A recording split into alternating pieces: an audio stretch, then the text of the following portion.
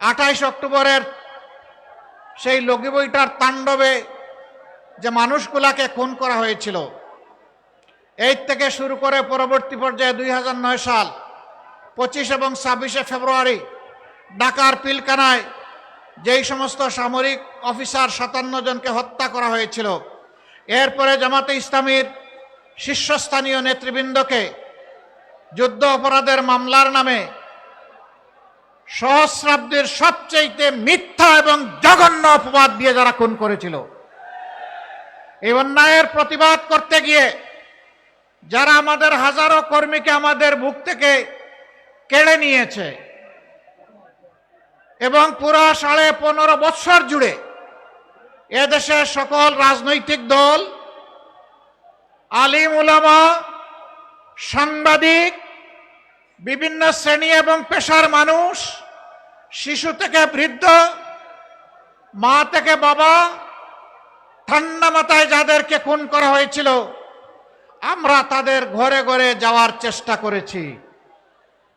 সর্বশেষ 24 জুলাইয়ে আমাদের যে যুব সমাজ বুক চিতিয়ে জাতির মুক্তির জন্য, আজাদির জন্য লড়াই করে জীবন দিয়ে গেছে, আহত পঙ্গু হয়েছে, আমরা তাদের ঘরে ঘরে জনে গনে যাওয়ার চেষ্টা করেছি। সেদিন যে মা, যে বাবা তার সন্তান হারিয়েছেন, যে যুবতী বোনটি তার স্বামী হারিয়েছে, যে অবুঝ শিশুরা তার বাবা হারিয়েছে, আমরা তাদের চোখের কোণায় পানি দেখি নাই, আমরা রক্তের ফোঁটা দেখেছি। তাদের আপনজনকে যে খুন করেছিল, সেই খুনিদেরকে বিচারের আওতায় আনার প্রয়াস শুরু হয়েছে। জানি না সব বিচার এ জগতে সম্ভব হবে কিনা, তবে নিশ্চিত যার যার পাওনা আদালতে আখেরাতে সবাই পেয়ে যাবে ইনশাআল্লাহ। প্রিয় দেশবাসী, যখন ওই ধরনের কোনো শহীদ পরিবারের কাছে যেতাম, অবুঝ শিশুদেরকে একটু কাছে টানতাম। 4-5 বছর 6 বছরের বাচ্চারা হাতে ধরে টেনে নিয়ে যেত, একটা দেয়ালের সামনে নিয়ে দেয়ালে আঁকা তার বাবার ছবি দেখিয়ে বলতো, এটা আমার বাবার ছবি, আমার বাবা কি আর আসবে? এই অবুঝ শিশুদের এই প্রশ্ন শুনে আমরা স্তব্ধ হয়ে যেতাম।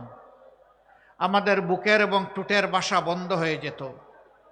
আমরা তখন চোখের ভাষায় কথা বলতাম। তখন চোখ দিয়ে আমাদেরও পানি গড়াতো ওদের চোখের পানির সাথে। আমি তাদের হয়ে আজকে এখানে দাঁড়িয়েছি।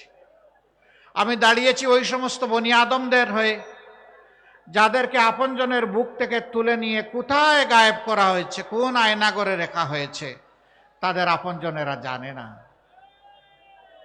আমরা যখন বিভিন্ন জায়গায় যেতাম, এরকম কিছু মানুষ ছুটে আসতেন, বলতেন, বাবা, ভাই, আমার সন্তানটা হারিয়ে গেছে, ওরকম তুলে নিয়েছিল, কোনো খবর পেলাম না, ও কি জীবিত আছে?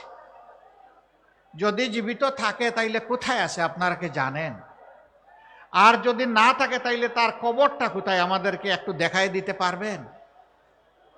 যদি জীবিত থাকে, আল্লাহ যেন আমার বুকের ধনকে আমার বুকে ফিরায় দেন। আর যদি দুনিয়া থেকে চলে যায়, অন্তত তাদের কবরটা দেখে মনে একটু শান্তি নিতে চাই। ওই কবরের মাটি ছুঁয়ে আমাদেরকে কবরটা দেখায় দিতে পারবেন? বলুন, এই সমস্ত মানুষদের কাছে আমাদের কোনো জবাব ছিল? অসংখ্য বনি আদমকে, এই দেশের নিরীহ নাগরিককে, রাজনৈতিক দলের নেতাকর্মীদেরকে, আলিম উলামাকে দফায় দফায় জেলে নেওয়া হয়েছে মিথ্যা মামলায়। মাঝে মাঝে কোর্ট থানার গারদে বসে থাকতাম।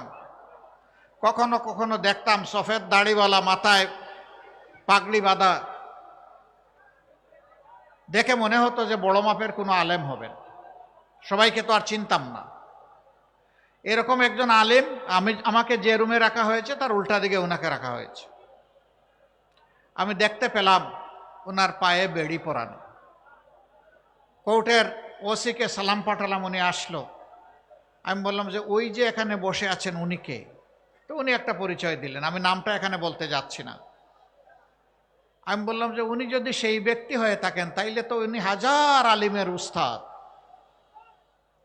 আপনি কি দয়া করে ওনার পায়ের বেড়িটা খুলে আমার পায়ে একটু লাগাই দিবেন? কয় কেন? আমি বললাম সহ্য হয় না। কয় মাফ করবেন, আপনার পায়ে বেড়ি লাগালে তো ওই জেল থেকেই লাগাই দিত, ওই বেড়ি খুলতেও পারবো না আর আপনার পায়ে লাগাতেও পারবো না। এইরকম জ্যেষ্ঠ আলিমদেরকে, উস্তাদদেরকে, ওলামা মাশায়েখদেরকে এক জেল থেকে আরেক জেলে বেড়ি লাগিয়ে টানাটানি করা হয়েছে, বছরের পর বছর রাখা হয়েছে। কি অপরাধ? অপরাধ একটাই, তারা অন্যায়ের প্রতিবাদ করেছে, আল্লাহ আল্লাহ নবীর বিরুদ্ধে কুৎসা যারা রটনা করেছে তাদের বিরুদ্ধে আওয়াজ দিয়েছেন। এই অপরাধে তাদেরকে হেনস্থা করা হচ্ছে। আমি তাদের হয়ে আজকে এখানে দাঁড়িয়েছি। হেফাজতে ইসলামের দফায় দফায় 5ই মে থেকে শুরু করে বিভিন্ন সময় যাদেরকে হত্যা করা হয়েছে তাদের হয়েও আমি এখানে দাঁড়িয়েছি। এই সাংবাদিক বন্ধুরা আছে, তাদেরকেও খুন করা হয়েছে, তাদের কাউকে ধরে নিয়ে সীমান্তের ওপারে ফেলে দেওয়া হয়েছে। আমি সেই মানুষগুলার, মজলুমদের পক্ষে এখানে দাঁড়িয়েছি। আমি সেই 18 কোটি মজলুম মানুষের পক্ষে দাঁড়িয়েছি যারা সিন্ডিকেট করে নিত্যপণ্যের দ্রব্যকে, মূল্যকে আকাশে তুলে দিয়েছিল, মানুষের জীবনকে বিষিয়ে তুলেছিল সিন্ডিকেশন এবং চাঁদাবাজির মাধ্যমে। আমি তাদের হয়ে এখানে দাঁড়িয়েছি।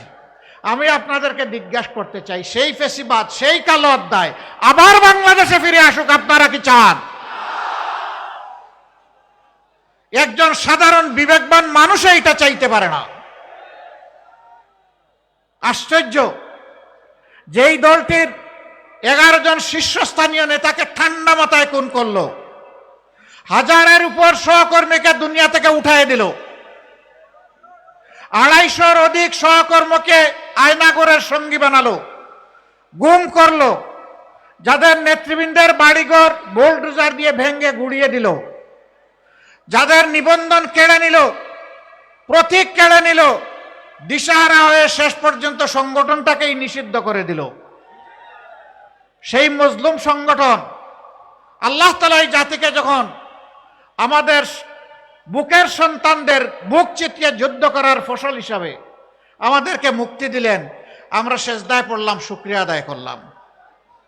সেই রাতেই আমরা ঘোষণা করলাম, আজ আমরা সকল কষ্ট ভুলে গেলাম, আমরা কারো উপর প্রতিশোধ নেব না। বাংলাদেশের 56,000 বর্গমাইলে বসবাসকারী 18 কোটি মানুষ তার সাক্ষী, আমরা কারো উপর প্রতিশোধ নেই নাই। আমরা আমাদের সহকর্মীদেরকে বললাম, পুলিশ নাই, র্যাব নাই, বিজিবি নাই, আনসার নাই, এই অবস্থায় জনগণের জান, মাল এবং ইজ্জতের পাহারাদারির দায়িত্ব আমাদেরকে নিতে হবে। আমরা পাহারাদার হয়ে সমাজের জন্য ঘর থেকে বের হয়ে আমরা দাঁড়িয়ে গেলাম। টানা 15 দিন সেই বৃষ্টি ভিজা এবং রোদে শুকানো দিনে আমাদের সহকর্মীরা পাহারা দিয়েছে দেশের মানুষের জান, মাল এবং ইজ্জতের।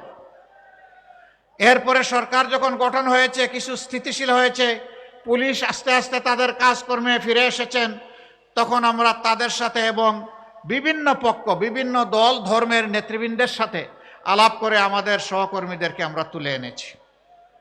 আমরা বলেছি আবারও প্রয়োজন হলে আমরা যাব। আমরা সহকর্মীদেরকে বলেছিলাম, ধৈর্য ধরুন, শান্ত থাকুন। আপনারা বাংলাদেশের জনগণ, বাগেরহাটের জনগণ সাক্ষী, আমাদের একটি কর্মীর হাতও চাঁদাবাজের হাতে পরিণত হয় নাই। অনেক দুঃখ কষ্ট, অনেক আর্থিক ক্ষতি আমাদের হয়েছে, কিন্তু চাঁদাবাজি যেহেতু হারাম, হারামের দিকে আমাদের কর্মীদের হাত বাড়ানো হয় নাই। আমরা কোনো স্ট্যান্ড দখল করি নাই। আমরা মানুষকে, নিরীহ মানুষকে মামলা দিয়ে একই মামলায় শত শত আসামি করি নাই। আমরা এ নিয়ে কোনো মামলা বাণিজ্য করি নাই। আমরা কথা দিয়েছিলাম, এই জাতির সাথে কথা রেখেছি। কেন জানেন? আমরা এই দেশটাকে ভালোবাসি, আমরা এই দেশের মানুষকে বড়ই ভালোবাসি।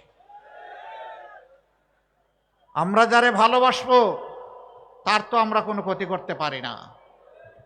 আমরা প্রতিজ্ঞাবদ্ধ ইনশাআল্লাহ, ইনশাআল্লাহ এই বাংলাদেশকে আমরা নিরাপদ, শান্তি এবং উন্নতির বাংলাদেশে পরিণত করব। বলবেন কিভাবে করব? করব আপনাদের ভালোবাসা এবং সহযোগিতা নিয়ে, করব আপনাদের সমর্থন এবং ভোট নিয়ে। যদি আমরা আপনাদের বিবেচনায় উপযুক্ত হই। অনেকে বলে জামাতে ইসলামীর দেশ শাসনের কোনো অভিজ্ঞতা নাই, তারা কিভাবে দেশ চালাবে? আমি প্রশ্ন করি, আজকে এই প্রশ্নটি যারা করেন, তারা যখন প্রথম দেশ শাসনের দায়িত্ব পান তখন কি তাদের কোনো অভিজ্ঞতা ছিল? যদি না থেকে থাকে তাহলে এটি কোনো শর্ত নয়, আর আমি বলবো তাদের কথা সঠিকও নয়। আমরা একটা সরকারে 1 থেকে 6, 2001 থেকে 6 আমরা একটা সরকারে সামান্য অংশগ্রহণ করেছিলাম। 2 জন মন্ত্রী দায়িত্ব পালন করেছিলেন। তারা কি ব্যর্থ ছিলেন? তারা কি অসৎ ছিলেন? তারা কি অদক্ষ ছিলেন? না, তারা সততা এবং দক্ষতার সাথে তাদের দায়িত্ব তারা পালন করেছেন। সেই মানুষগুলা যাদেরকে নিজেদের হাতে গড়ে রেখে গিয়েছেন, আজকে তারাই আপনাদের সামনে এগিয়ে এসেছেন।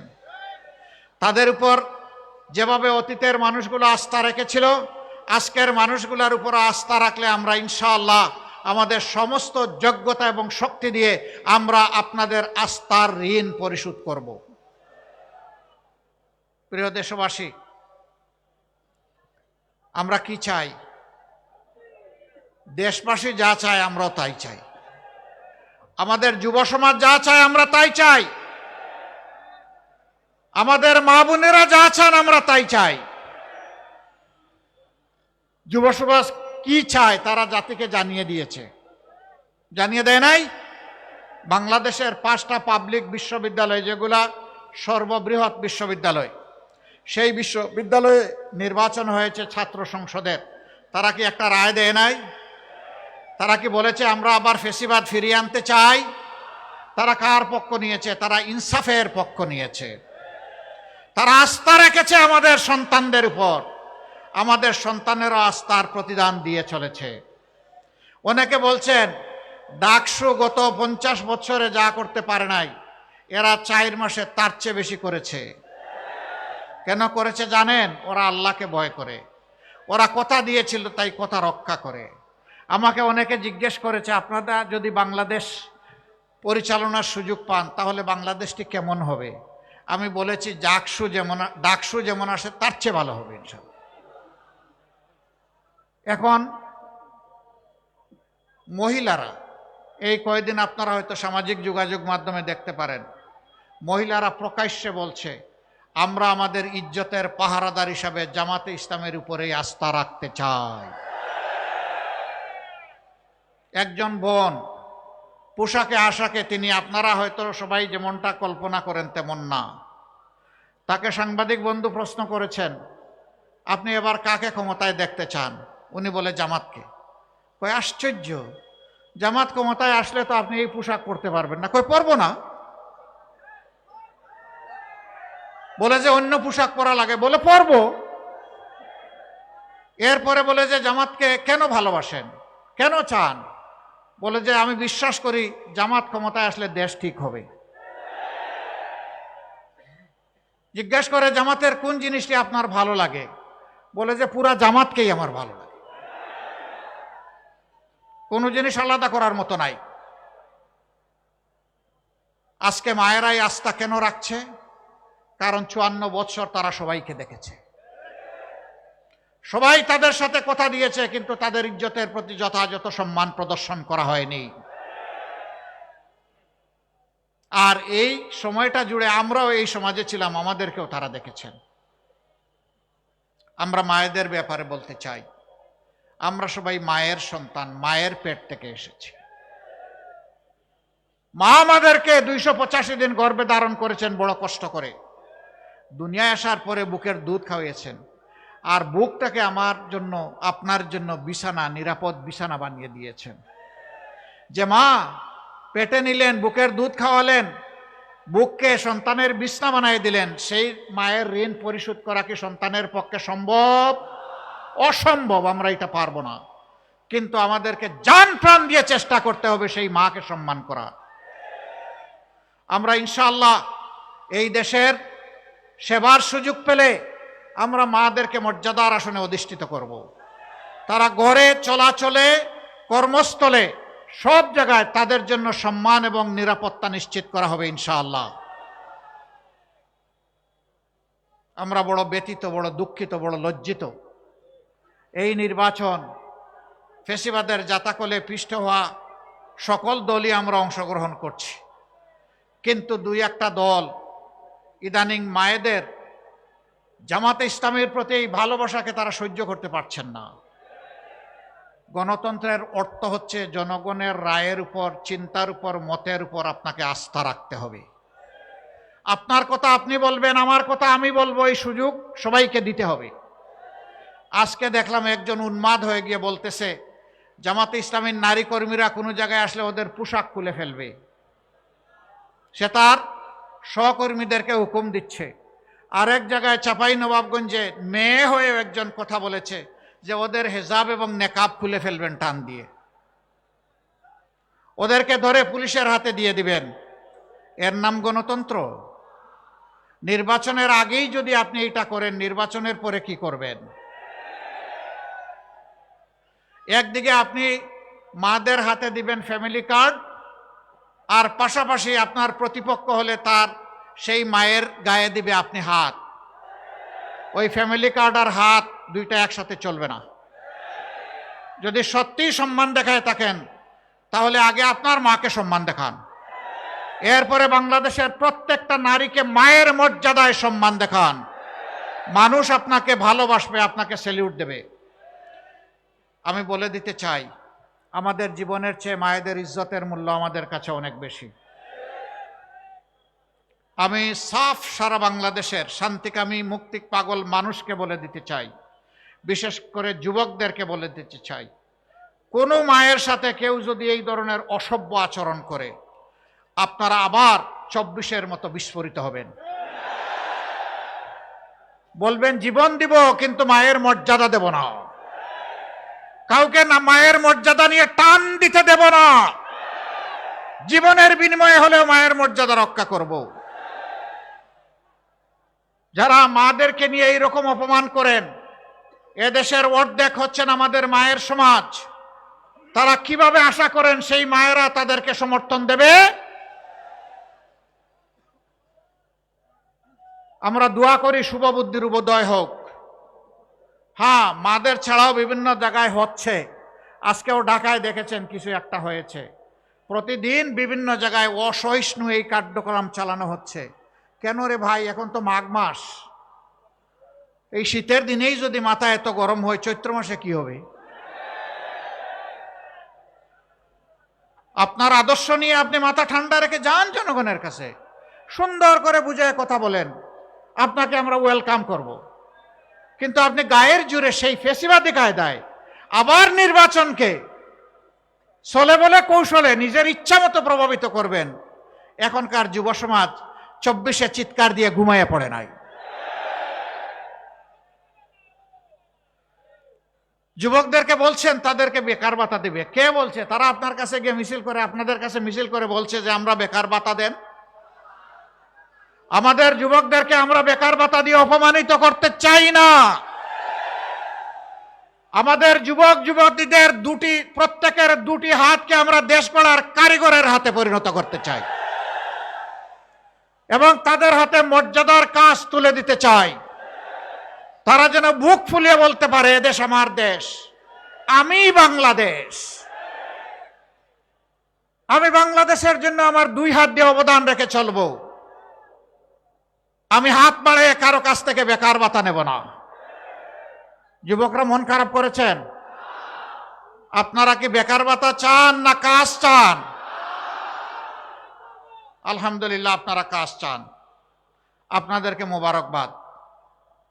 সম্মানিত ভাইয়েরা, আল্লাহর রহমতে আপনাদের দোয়া, ভালোবাসা, সমর্থন, ভোটে যদি আমাদের 11 দলীয় এই নির্বাচনী পক্ষের প্রার্থীরা বিজয়ী হয়ে সরকার গঠনের সুযোগ পান, আমরা যে কাজগুলা করতে চাই সেই কাজগুলার কিছু অংশ আজকে বলে আমি বিদায় নেব, সব এখানে বলা সম্ভব না।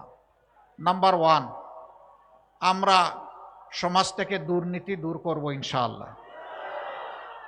আমরা দুর্নীতির গাছের পাতা ধরে টানাটানি করব না, আমরা জটটা ধরে টান দিব। দুর্নীতিকে আর বাংলাদেশে সহ্য করা হবে না। 2 নম্বর, যারা অন্যের দ্বারা প্রভাবিত হয়ে মানুষের কাছ থেকে অবৈধ চাঁদা নিয়ে মানুষকে জর্জরিত করে, এমনকি বিভিন্ন জায়গায় দেখি চাঁদা না দিলে দোকান ভাঙচুর, মারধর এগুলাও করে, আমরা আর কাউকে চাঁদা নিতে দেব না। যদি আমরা সেই সুযোগ পাই তাহলে দুর্নীতি যারা করেন আর চাঁদা যারা নেন তাদেরকে আমরা বুকে টেনে নিব, কারণ তারাও আমাদের সন্তান, তারাও এদেশের নাগরিক। তাদেরকেও প্রশিক্ষিত করে তাদের হাতেও মর্যাদার কাজ তুলে দিব ইনশাআল্লাহ। তারাও সেদিন এই জাতিকে গঠনে উন্নয়নে ভূমিকা রাখবে এবং গর্বিত হবে। আজকে মাথা নিচু করে চলতে হয়, সেদিন তারা বুক ফুলিয়ে মাথা উঁচু করে চলবে ইনশাআল্লাহ। কাজেই তাদেরও কোনো চিন্তার কারণ নাই। সমাজ মুক্তি পাবে তাদের নির্যাতন থেকে, আর তারা মুক্তি পাবে লজ্জার হাত থেকে। এরপরে আমরা কি করব? আমরা সমাজের সকলের জন্য ন্যায় বিচার কায়েম করব ইনশাআল্লাহ। প্রেসিডেন্ট যে বিচার পাবেন, গ্রামের একজন সাধারণ কৃষক একই বিচার পাবেন। যে অপরাধে গ্রামের একজন সাধারণ মানুষকে আইনের আওতায় এনে শাস্তি দেওয়া হবে, একই অপরাধ করলে আইন প্রেসিডেন্টকে ছেড়ে কথা বলবে না। বিচার সমান। এই বিচারে যারা ভয় পায় তারা আমাদের বিরোধিতা করবে। আমরা তাদেরকে ভয় পাই না, আমরা একমাত্র আল্লাহ তাআলাকে ভয় করি। আমাদের তৃতীয় অঙ্গীকার, মানুষের পেটে এবং মুখে ভাত তুলে দেওয়া এটা আমাদের দায়িত্ব, কিন্তু রিজেকের মালিককে আল্লাহ রাব্বুল আলামিন। আমরা আল্লাহ তাআলার কাছে চাইব এবং মানুষের অর্থনৈতিক প্রবৃত্তি অর্জনের জন্য স্বচ্ছতার সাথে দূরদর্শী চিন্তা করব ইনশাআল্লাহ। আগামী 5 বছর পরে বাংলাদেশ কোথায় যাবে, 10 বছর পরে কোথায় যাবে, 50 বছর পরে কোথায় যাবে, এটা জরুর নয় যে জামাতে ইসলামীকেই দেশ শাসন করতে হবে, কিন্তু এইটা জরুর যে এই দেশে সুশাসন থাকতে হবে। এই দেশকে যারা ভালোবাসে তাদেরকেই শাসনের দায়িত্ব দিতে হবে। প্রিয় দেশবাসী, আমরা সেই রকম ভিশন নিয়ে, পরিকল্পনা নিয়ে আপনাদের সাথে বসবো, কথা বলবো, ডায়ালগ করব, তারপরে সবাই মিলে বাংলাদেশ গড়ব ইনশাআল্লাহ। ব্যাংক ডাকাত, শেয়ার মার্কেট লুটেরা, তাদের কি হবে? তারা অনেকে পালিয়ে বিদেশে গিয়ে আলিশান বাড়িতে থাকেন। আল্লাহ যদি আমাদেরকে তৌফিক দেন, আমরা ওদের পেটের ভিতরে হাত ঢুকাইয়া জনগণের টাকা বের করে নিয়ে আসবো ইনশাআল্লাহ। যা পারি, যতটুকু পারি, সেই টাকা রাষ্ট্রীয় তহবিলে যোগ হবে, তাই দিয়ে জনগণের উন্নয়ন কর্মকাণ্ড পরিচালিত হবে ইনশাআল্লাহ। এরপরে যদি আল্লাহর মেহেরবানিতে আমরা দায়িত্ব পাই নেই, সেই দিন থেকে আমরা সাফ বার্তা সবাইকে দিয়ে দিব, আগে যা করেছেন করেছেন, এখন উজু গোসল করে ঠিক হয়ে যান। এখন আর এগুলা চলবে না। আগেরটা কি হবে পরে দেখা যাবে, কিন্তু এখনটা করলে আর কেউ রেহাই পাবেন না। এই বার্তা যখন চলে যাবে, আমরা বিশ্বাস করি মাথা যদি ঠিক থাকে শরীর ঠিক হয়ে যাবে। রাজনীতির জায়গাটা স্বচ্ছ হয়ে গেলে গোটা সমাজ স্বচ্ছ হয়ে যাবে ইনশাআল্লাহ। তখন আর কেউ দুঃসাহস দেখাবে না দুর্নীতি করার, অন্য কোনো অপরাধ করার। অপরাধ তো এখান থেকে শুরু হয়, সমস্যা তো গুড়ায়, সমস্যা সমাজের মাথায়। আমরা আবারও বলছি, লেজ ধরে টান দিব না, আমরা কান ধরে টান দিব ইনশাআল্লাহ। যারাই অপরাধ করবে কোনো ছাড় নাই। সম্মানিত ভাইরা, আমাদের সমাজের একটা বিপুল সংখ্যক শিশু, তারা শিক্ষার আলো থেকে একেবারেই বঞ্চিত। তার মা পেটের ভাত যোগান দিতে পারে না, ওরা শিক্ষা দিবে কিভাবে? সে কি দেশের নাগরিক নয়? সরকারের কোনো দায়িত্ব নেই? সেই লোকগুলা যখন শিক্ষা পায় না, অনাদরে অবহেলায় অযত্নে বড় হয়, তখন তাদের মনের মধ্যে দ্রোহের আগুন জ্বলে উঠে। আমি কি এই সমাজের কেউ নই? এই সমাজ আমাকে এইরকম অন্ধকারে ফেলে দিল কেন? তার মনে তখন প্রতিরোধ স্পৃহা জাগ্রত হয়, তখন বিভিন্ন ধরনের অপরাধ কর্মকাণ্ডে সে জড়িয়ে পড়ে। এর জন্য আমার ওই অবুঝ শিশুটি দায়ী নয়, এই জন্য দায়ী সমাজ এবং সরকার, যারা তাদেরকে শিক্ষার আলো থেকে বঞ্চিত করেছে। ইনশাআল্লাহ আল্লাহ তাআলা আমাদেরকে দেশ পরিচালনার সুযোগ দিলে আমরা তাদেরকে বুকে তুলে নেব এবং তাদের শিক্ষার ব্যবস্থা করব। তাদের মধ্য থেকে মণিমুক্তা বের হয়ে আসবে, আমরা এটা আশা রাখি। এমনকি তাদের মধ্য থেকে বের হয়ে কেউ এসে আগামী দিনের প্রধানমন্ত্রী হতে পারে। শুধু রাজার ছেলে রাজা হবে, রাজনীতির এই সংস্কৃতি আমরা পাল্টে দিতে চাই। যার যোগ্যতা আছে সেই দেশ পরিচালনার দায়িত্ব পাবে ইনশাআল্লাহ, জনগণের ভালোবাসা এবং সমর্থন নিয়ে। ওই পৈতৃক সূত্রে, জমিদারি সূত্রে রাজনীতি এই দেশের মানুষ আর দেখতে চায় না। সম্মানিত ভাইয়েরা, তারপরে কি করব? এই দেশ বিশ্বের একটা সদস্য দেশ, বিশ্বসভার, সবার সাথে আমাদের চলতে হয়, চলতে হবে, চলতে চাই। সভ্য প্রত্যেকটি দেশকে আমরা বন্ধু হিসাবে পেতে চাই, কিন্তু অতীতে এই বন্ধুত্ব নয়, কিছু কিছু ক্ষেত্রে প্রভুত্ব কায়েম হয়েছিল।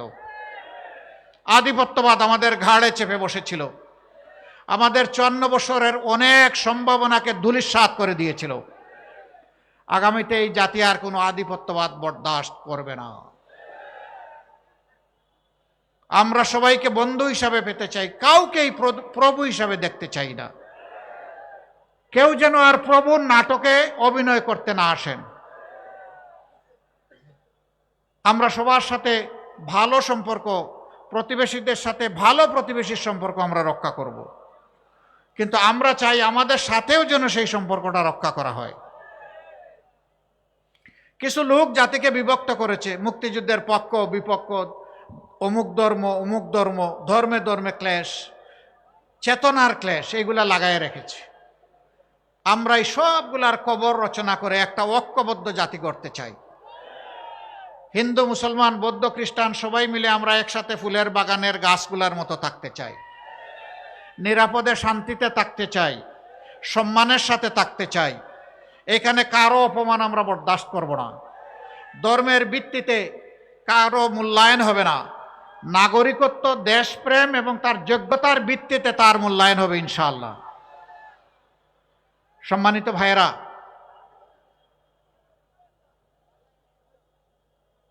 এই বাগেরহাটেরও অনেক সমস্যা আছে না? আবার অনেক সম্ভাবনাও আছে।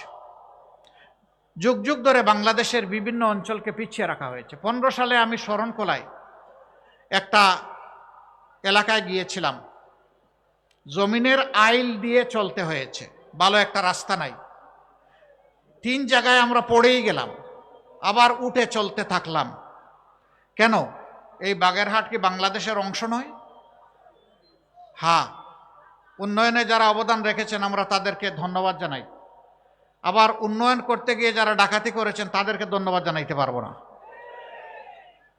জনগণের টাকা নিয়ে যারা নিজেদের পকেট বাড়ি করেছেন, সিঙ্গাপুর বানিয়েছেন আর কানাডায় বেগমপাড়া গড়ে তুলেছেন, আমরা তাদেরকে ধন্যবাদ জানাতে পারবো না। ধন্যবাদ জানাবো সততার সাথে, দক্ষতার সাথে এই জাতির খেদমত করে, বাগেরহাটবাসীর খেদমত করে যারা গিয়েছেন, অবশ্যই তাদেরকে ধন্যবাদ।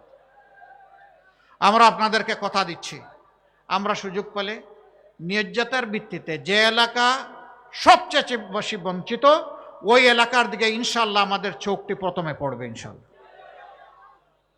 আমরা এটা দেখব না কোন মন্ত্রী মহোদয় আর প্রেসিডেন্ট সাহেবের বাড়ি কোথায়, আমরা দেখব কোন এলাকার পাওনা সরকারের কাছে সবচেয়ে বেশি। সেই ঋণ সরকারকে পরিশোধ করতে হবে ইনশাআল্লাহ।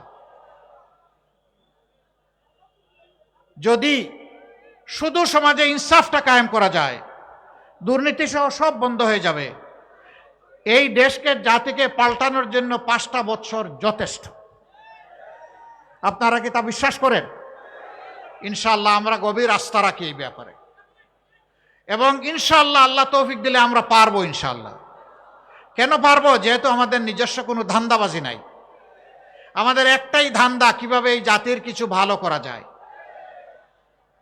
আপনাদের সবাইকে অনুরোধ জানাবো, 12 তারিখের 2টি বুথে আপনারা ঐতিহাসিক গুরু দায়িত্ব পালন করবেন ইনশাআল্লাহ। হা বুট মানে হচ্ছে ফেসিবাদ আর ফিরে না আসুক, এক কথায় এইটাই হা বুট।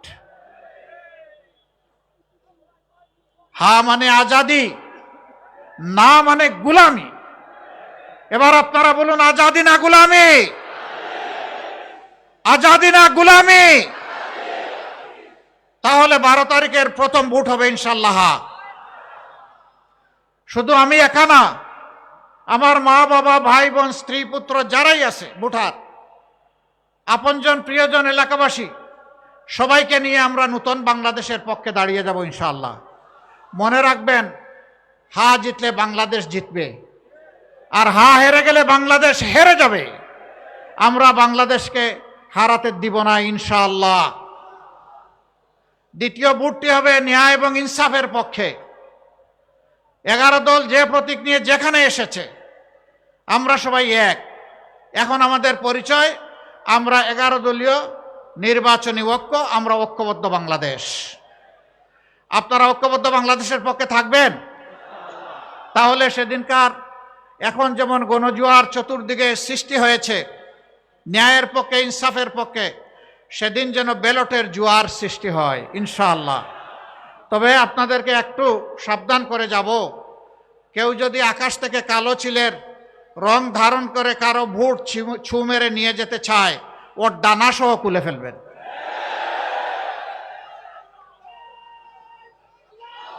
আগের স্লোগান অচল, আমার ভোট আমি দেব, তোমারটাও আমি দেব, এটাও অচল।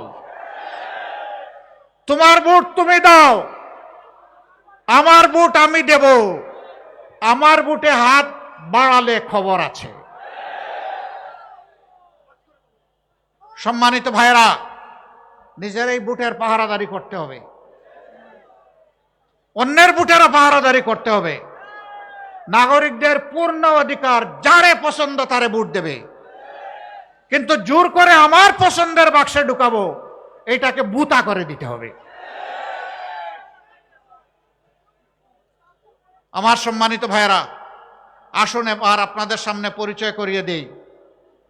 বাগেরহাটের 4টি আসনে 11 দলের পক্ষ থেকে যাদের হাতে আমরা নির্বাচনী ক্যান্ডিডেটের আমানত তুলে দিয়েছি, যাদের হাতে জনগণ তাদের ভোটের আমানত তুলে দিতে চায়, সেই 4 জনকে এখন আপনাদের সামনে আমি পরিচয় করিয়ে দিচ্ছি।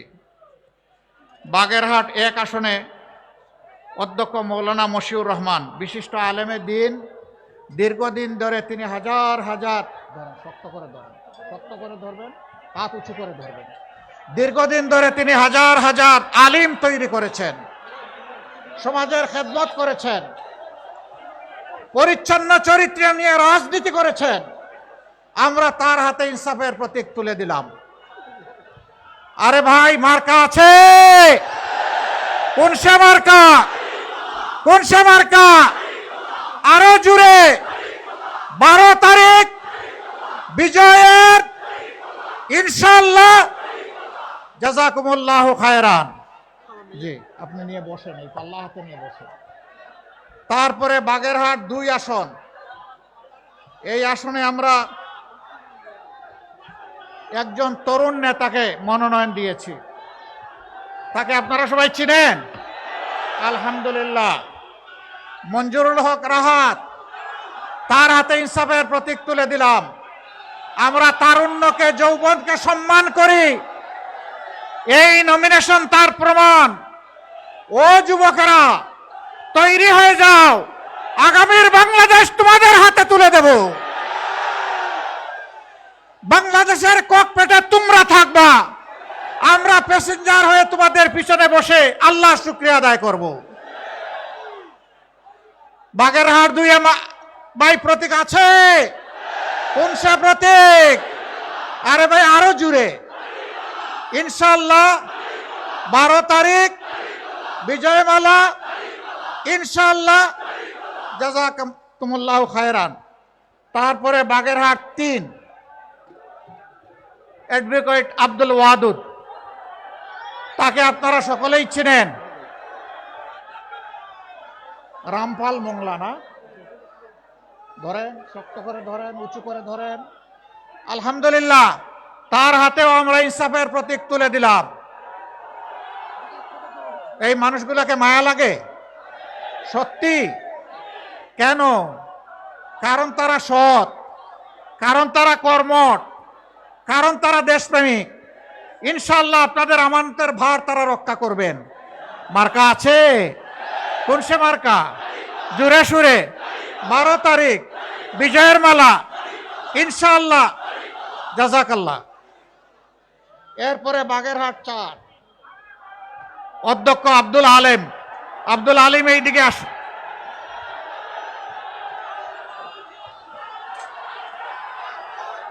ধরেন, শক্ত করে, উঁচু করে। আমরা তার হাতেও ইনসাফের প্রতীক দাড়িপাল্লা তুলে দিলাম।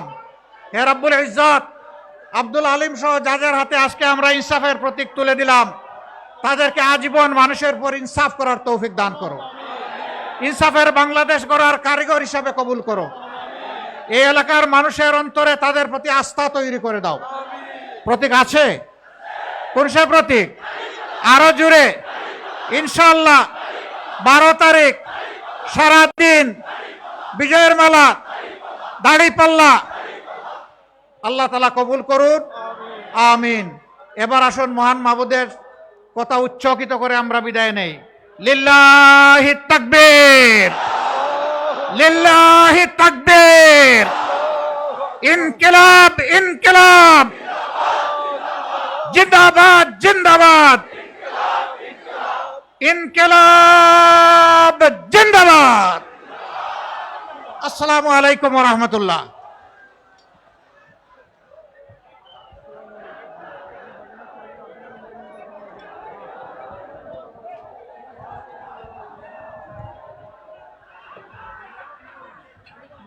স্টেজে কেউ নামবেন না, মেহমানদের দেখে দেন।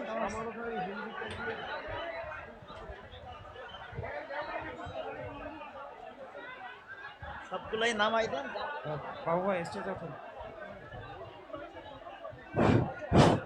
আসসালামু আলাইকুম। আমি